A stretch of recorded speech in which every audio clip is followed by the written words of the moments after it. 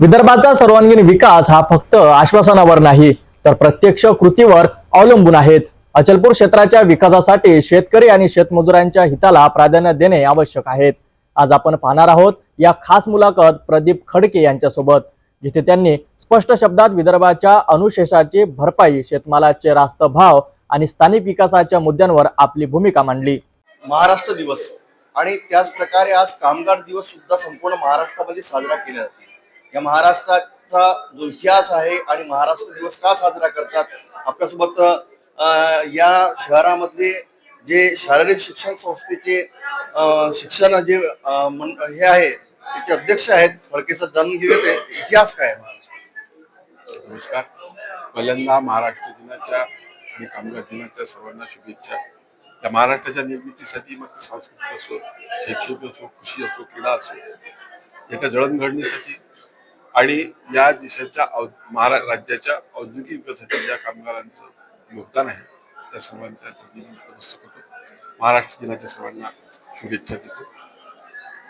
एकूणच काय म्हणणार की ज्या प्रकारे अचलपूर हा क्षेत्र आहे आणि याला सुद्धा कुठेतरी वारसा लागला, ऐतिहासिक वारसा लागलाय आणि याचा जे एक पर्यटन स्थळ व्हायला पाहिजे, महाराष्ट्रात आज खूप मोठं स्थळ म्हणून चिखलदरा हा आदिवासी जिल्हा व्हायला पाहिजे. काय नाही, पर्यटन स्थळ व्हायला पाहिजे, उद्योग व्हायला पाहिजे किंवा आणखी जे डेव्हलपमेंट व्हायला पाहिजे. मला असं वाटतं की याला कुठला पक्ष, कुठला नेता हा जबाबदार आहे. वैयक्तिक माझं मत सांगतो की याला कुठला पक्ष किंवा कुठला नेता जबाबदारच नाही. याला मला असं वाटतं की तुम्ही आम्ही जनता जी आहोत, ही जनता याला जबाबदार आहे.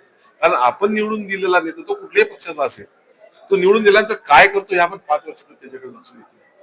अचलपूर मतदारसंघामध्ये 2 MIDC आहेत. तोंडगावला MIDC आहे, जोडलीला MIDC आहे.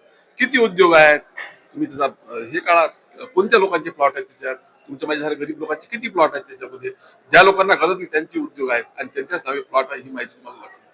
परंतु हे उद्योग जे आहेत तर याच्याकडे सामान्य लोकांचं लक्ष असतं. म्हणजे आपलं कसं आहे की एक आपली सामान्य माणसाची भूमिका आहे की जे काय करू ते सरकार, आणि ही मानसिकता जोपर्यंत तुमची आमची नाही तोपर्यंत औद्योगिक विकास असो, सांस्कृतिक विकास असो किंवा पर्यटनाच्या दृष्टीने असो, मला असं वाटतं की अशी अपेक्षा ठेवणं हे चुकीचं आहे असं माझं वैयक्तिक मत आहे. चुकत असेल. वारंवार विदर्भ राज्याची निर्मिती व्हावी यासाठी स्वर्गीय जामवंतराव धोटे यांनी सुद्धा खूप सारे मोर्चे काढले, आवाज उचलला. आपल्याला असं वाटतं की स्वतंत्र विदर्भ राज्याची गरज आहे आज महाराष्ट्र वेगळा. विदर्भ संयुक्त असाल, वेगळा असाल, तो भाग माझ्यासाठी वेगळा आहे. मला असं वाटतं की माझा जो विदर्भ विकासापासून वंचित आहे, तो संयुक्त महाराष्ट्र असो की वेगळा विदर्भ असो, माझ्या विदर्भाचा विकास झाला पाहिजे. वेगळा विदर्भ आपण घेतला त्याला माझा काही विरोध नाही, परंतु वेगळा विदर्भ घेतल्यानंतर आपलं त्याचं हे असलं पाहिजे की भविष्य कसं, उत्पन्नाच्या बाजू कोणत्या, आपल्याकडे नैसर्गिक साधन संपत्ती कोणत्या, त्याचा उपयोग विनियोग कसा होईल, ती मानसिकता आपल्यामध्ये आहे काय, आपल्या नेत्यांमध्ये आहे का, हे आपल्याला पहिल्यांदा त्याचं नियोजन करावं लागेल. फक्त विदर्भ वेगळा घेऊन जी राज्य वेगळी झाली त्याच्यामध्ये तुम्ही पहा त्यांचा विकास काय झाला. विदर्भामध्ये हे सर्व आहे, परंतु करण्याची मानसिकता नेत्यांची आणि त्या जनतेची असली पाहिजे, तरच ते वेगळा करण्याला अर्थ नाही.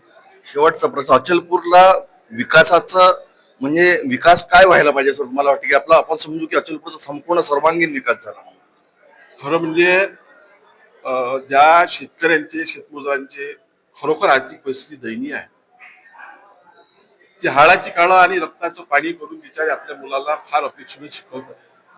कोणी बी झालेला आहे, कोणी एम झालेला आहे, कोणी B.Pharm आहे, M.Pharm काही असेल ते ऍग्रीमध्ये पदवीधर आहेत. या मुलांच्या हाताला काम लागण्यासाठी काहीतरी झालं पाहिजे. म्हणजे मी जसं सांगितलं की 2-2 MIDC इथे उद्योग झाले पाहिजे, म्हणजे सुशिक्षित मुलांच्या हाताला काम मिळेल. आणि दुसरं असं की इथं शेतीमध्ये कोणतं पीक उत्पादित होते त्या आधारावर इथं उद्योग निर्माण झाले पाहिजे. म्हणजे शेतकरी आणि शेतमजूर हा सुद्धा सदर त्याच्या शेतीमालाला भाव मिळेल.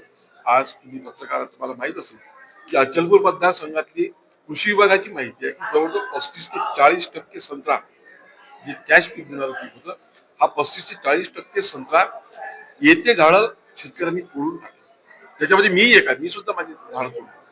तर शेतकरी या स्थितीला का आला की आपल्या मुलाप्रमाणे एक एक कलम तो जपवतो, मोठी करतो, त्याचं संगोपन करतो आणि फळ द्यायला आल्यानंतर तो तोडण्याच्या मानसिकतेमध्ये काय आहे, त्याचं कारण असं की त्याला जे उत्पन्न मिळालं पाहिजे किंवा त्या अनुषंगानं जे संशोधन व्हायला पाहिजे संत्र्यामध्ये, ते संशोधन झालेलं नाही, त्याला ज्याची किंमत मिळत नाही. या ठिकाणी संत्र्यावर, कपाशीवर, सोयाबीनवर आधारित उद्योग नाही आणि त्याच्यामुळे शेतकरी हा कुठेतरी हे झालेला आहे. म्हणून शेतीपूरक उद्योग व्हावे आणि MIDC मध्ये उद्योग होऊन त्या ठिकाणी या सुशिक्षित मुलांच्या हाताला काम मिळालं आहे. जात पात धर्म पंथ वगैरे थोडंसं बाजूला ठेवून एक समग्र विकास कसा होईल त्या दृष्टीचा विचार व्हावा असं मला वाटतं. एकूणच शेतीपासून पूरक व्यवसाय मिळाला पाहिजे आणि शेतकऱ्यांचा, शेतमजुरांचा जर विकास होईल तरच या संपूर्ण अचलपूर क्षेत्राचा विकास घडू शकते. पृथक विदर्भाची गरज आज नाही, कारण विदर्भाचा अनुशेष हा भरला गेला नाही. विदर्भाचा अनुशेष भरला गेल्यानंतर विदर्भामध्ये उत्पन्नाचे साधन सुद्धा उपलब्ध व्हायला पाहिजे या प्रकारची इथं प्रतिक्रिया देण्यात आली आहे आणि आज महाराष्ट्र दिवस हा मोठ्या उत्साहाने साजरा केला जात आहे. मी कॅमेरा पर्सन धीरज सोबत नितेश किल्लेदार, सिटी न्यूज, अचलपूर. शेतकरी आणि कामगारांच्या समस्या ऐकून घेऊन त्याच्यावर ठोस निर्णय घेणे हीच खरी जनसेवा आहेत. प्रदीप खडके यांची ही परखड भूमिका आणि स्पष्ट मते अचलपूरच्या विकासाची नवी दिशा दर्शवत आहेत. अशी महत्त्वाची राजकीय आणि सामाजिक घडामोडीसाठी पाहत रहा सिटी न्यूज.